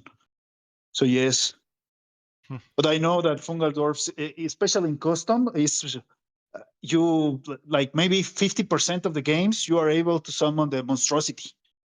So imagine. yeah. So I'd be it's curious. easy to summon. Mhm. You should whenever we're done here, you should send me the list that you won with. I'd be curious to see it because Mhm. I've been thinking about I brought Fungal Dwarfs to this most recent Plaid Hat tourney, and I'm thinking a lot about them in deck building, and I agree they're pretty ridiculous. Mhm. Yes, yes. That was like a few months ago. So at that time we didn't have I think the last 4 or 6 factions. Yeah, So we yeah. didn't have. So I don't know how much it has changed the custom since then. I haven't played custom, but I think I like custom games as well. So it's good. Yeah, and anything else on the Summoner Wars horizon that you guys are excited for? Any tournaments or faction releases and whatnot? Uh, well, we had the recent ones. I am actually really big fan of both of them. Yeah, I think the goats are a little bit on the weaker side, Okay. but they are really fun to play. But I don't know, their commons seems to be a little bit understated. just you wait. We'll Compared, beat you up with them eventually. yeah, they are really cool to play. They have really cool mechanics and really cool ways. But I really like if you always have the champion, the summoner ability on them, they are good. But without it, they are really really bad. Mm. So because like for 1 mana, you most on any other faction you get 3/2 archer that can shoot through units. Here you get 2/2 that can only shoot through friendly units. So they like, and it's with the rest of them. It's, for me, it's the same. Uh, so I think during the testing they just didn't want to give them like average stats because their summoner ability is so strong. But Yeah, I think in the end it hurt them a little bit because a little bit. I think even a lot because if you can't fight with your summoner, and versus some matchups you just can't because they will one shot you. It's really hard for them to stabilize the game. But they are, like I said, really cool to play. And on the other hand, the vampires. I have no idea how a royal warrior was balanced, but he is not balanced.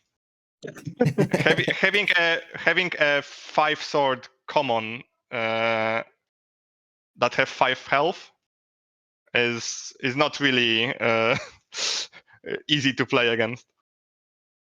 and yet, like in deck building, you put him in any other deck, and it's And like, what's yeah, in any other deck he would be balanced. In this one, he's not.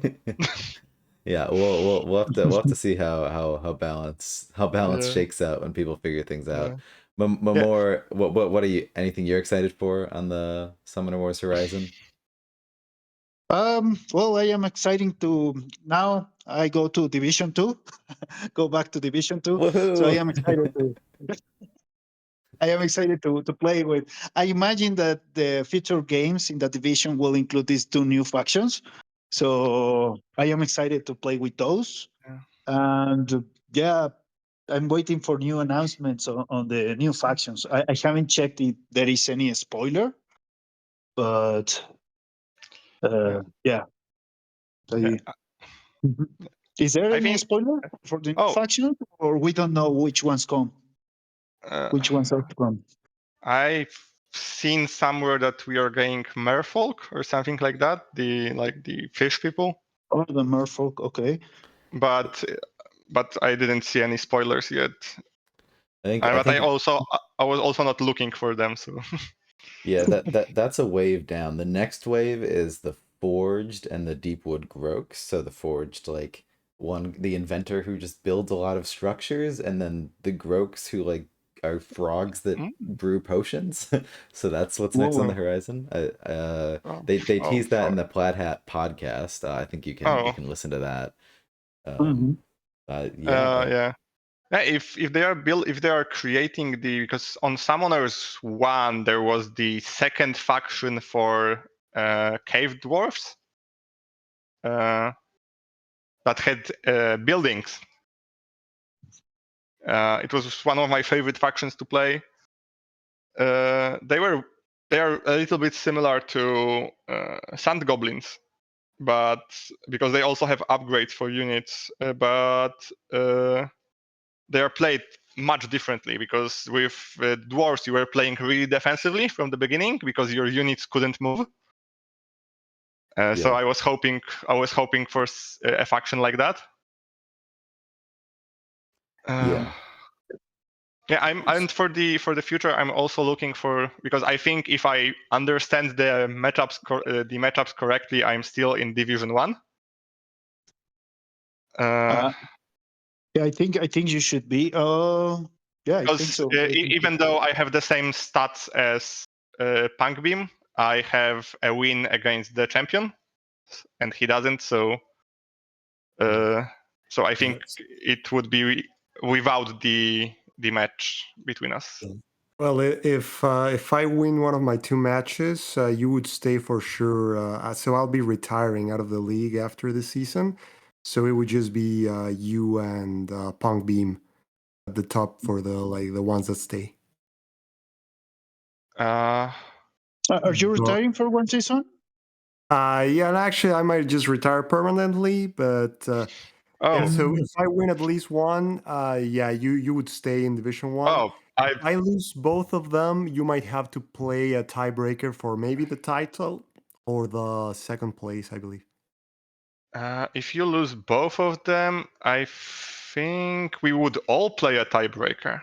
Yeah, it might be like a crazy four-way tie. Who knows what would happen? But first, Yeah. I guess I'll see how my games go. Like, Yeah, right, but they're close games. if I'm seeing correctly, you are really close in winning in High Elves 1. So Yeah, not really those games. I have no clue if I'm winning or losing. yeah, So right now, let's yeah, just see how it no, goes, and then yeah. yeah, uh, like most Mhm. of them, I would say they are like, because Shadow Elves can almost always find a way to like do something sneaky, but the one with your High Elves looking really really bad for Aether.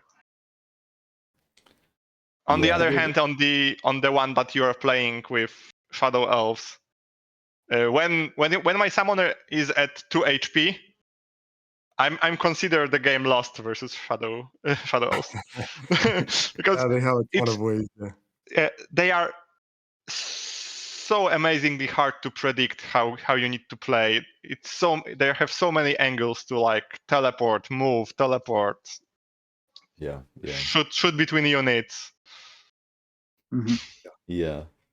And we should wrap things up soon, though. Vexer, your retirement will be news to everyone watching. I was curious, do you want to say a little bit about your decision to take a step back from competitive play?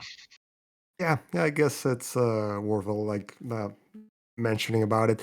So it's not only on the league. Like I'll just kind of like a step away from most competitive play, including my guess like the public queue. I really won't be doing much of it anymore.